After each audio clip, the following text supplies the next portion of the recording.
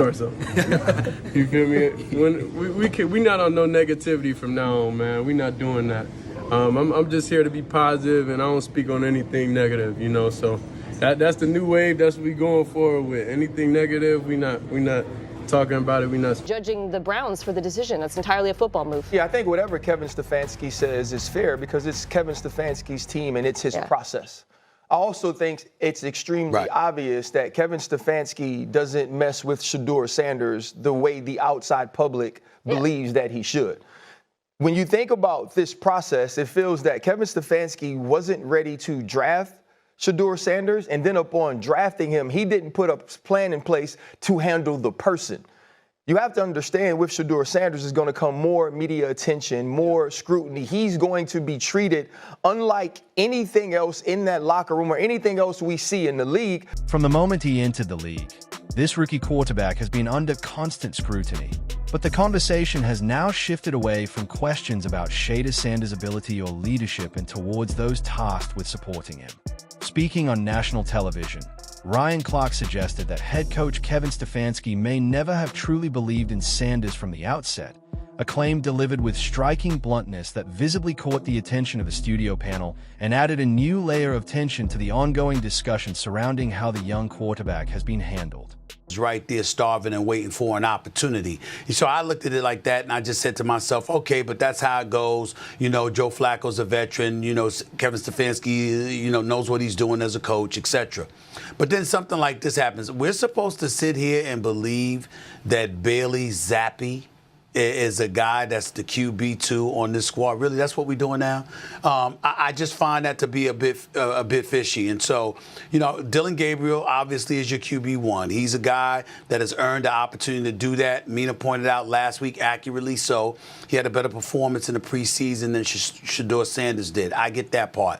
Shedeur Sanders played well, albeit against Carolina. Shedeur Sanders arrived in Cleveland carrying hype, pedigree, and a famous surname. Yet what he did not arrive with was a head coach who truly wanted him, as reports suggest Kevin Stefanski never pushed for his selection, and that the decision came from the front office instead, creating tension from day one. That perception only grew throughout the preseason, where Sanders consistently looked calm, accurate, and mature in limited opportunities, earning praise from observers while inexplicably remaining buried on the depth chart behind quarterbacks few expected to outrank him.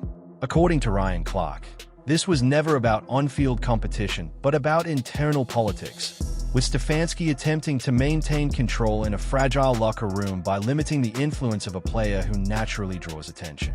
Sanders' presence, built since his college days under Deion Sanders, brings cameras and scrutiny, something that can unsettle system-focused coaches who prefer order and hierarchy over star power.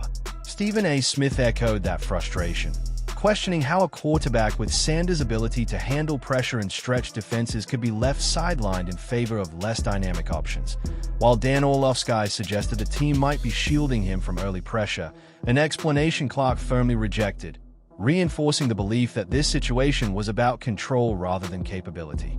Right there starving and waiting for an opportunity. So I looked at it like that, and I just said to myself, okay, but that's how it goes. You know, Joe Flacco's a veteran. You know, Kevin Stefanski, you know, knows what he's doing as a coach, etc. But then something like this happens. We're supposed to sit here and believe that Bailey Zappi is a guy that's the QB2 on this squad. Really, that's what we're doing now. I just find that to be a bit fishy. And so, you know, Dylan Gabriel obviously is your QB1. He's a guy that has earned the opportunity to do that. Mina pointed out last week, accurately so, he had a better performance in the preseason than Shedeur Sanders did. I get that part.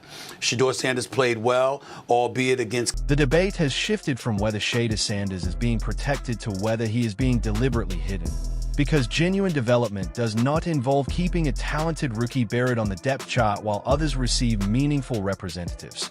Ryan Clark's argument cut through the noise by suggesting Cleveland never built a real plan around Sanders, instead drafting him out of pressure rather than purpose, leaving him without a clear developmental pathway. The handling of his situation has drawn comparisons to past cases where coaches struggled to manage young stars, believing adversity alone earns respect, despite the reality that some players need confidence and opportunity to flourish. in Cleveland. Scrutiny has intensified as observers note Kevin Stefanski's vague language whenever Sanders is mentioned, a reluctance that has only fueled fan frustration as other options faltered in practice without Sanders being given a genuine chance. Social media backlash followed, with supporters highlighting clear differences in performance and echoing Clark's belief that if the coaching staff does not truly believe in him, the organization should let him move on rather than waste valuable years. Former players weighed in. Subtle messages from Deion Sanders added intrigue. And inside the locker room, teammates reportedly respect Sanders' work ethic while sensing his growing frustration at the lack of opportunity.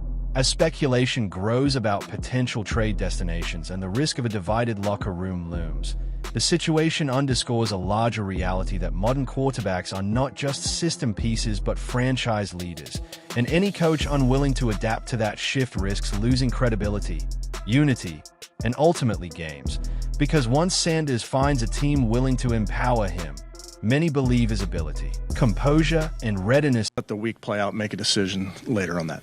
Let the week play out, make a decision later on that. Ryan Clark's closing remarks captured the heart of the issue by stressing that swagger, composure, and legacy cannot be taught, and that Shedeur Sanders already possesses all three, with the only thing holding him back being the lack of belief from his own coaching staff. As the clip continues to spread online, Browns supporters remain split, with some defending Kevin Stefanski's cautious approach while others dismiss it as a cover for reluctance rather than patience. What is clear is that the situation is fast approaching a breaking point, because if Sanders does not begin receiving meaningful opportunities soon, mounting pressure from fans, media, and even within the locker room could force the organization into a difficult decision. When players believe in a young quarterback more than the head coach does, change becomes inevitable, and Clark's comments highlighted not just a football issue but a deeper cultural problem, reminding everyone that trust and opportunity matter just as much as schemes and systems, and that when a coach fails to believe in his emerging star, the player will eventually find a team that does.